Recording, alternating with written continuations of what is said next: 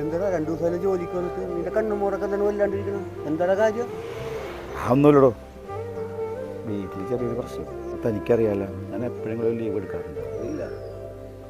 ഞാൻ ഈ കഷ്ടപ്പെട്ടുണ്ടാക്കണ പൈസ മുഴുവൻ ഞാൻ എൻ്റെ വീട്ടുകാർക്ക് വേണ്ടി തന്നെ ചിലവാക്കുന്നത്.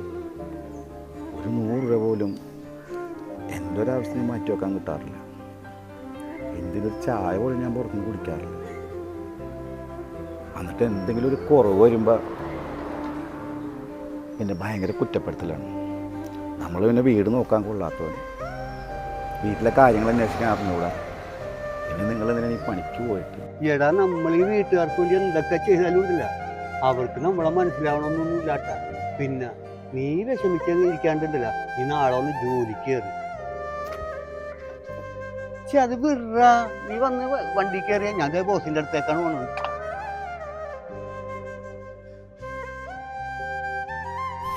കാര്യങ്ങളൊക്കെ പോകാൻ പറഞ്ഞ് ഞാൻ അറിഞ്ഞു. അതൊക്കെ വിട്, നീ നാളെ വന്ന് ജോലിക്ക് കയറി. പിന്നെ കഷ്ടപ്പെട്ട് പണിയെടുക്കുന്നതല്ലേ, കുറച്ചൊക്കെ നമ്മൾ നമുക്ക് വേണ്ടി ജീവിക്കും. അപ്പോൾ ഈ ടെൻഷനും വിഷമമൊക്കെ മാറി കിട്ടും. ചേട്ടാ, എനിക്കൊരു അത്യാവശ്യം ഉണ്ടായി. ഒരു 2000 രൂപ.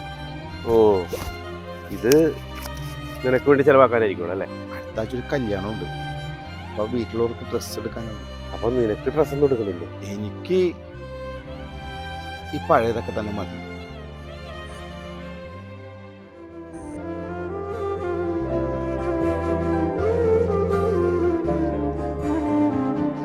നീല ഇത്ര നേരം വീട്ടുകാരെ കുറ്റം പറയുന്നത്, ഇപ്പൊ കടം വാങ്ങിച്ചിട്ട് നീ വീട്ടിലേക്ക് കൊണ്ടേ കൊടുക്കാൻ പോണാ?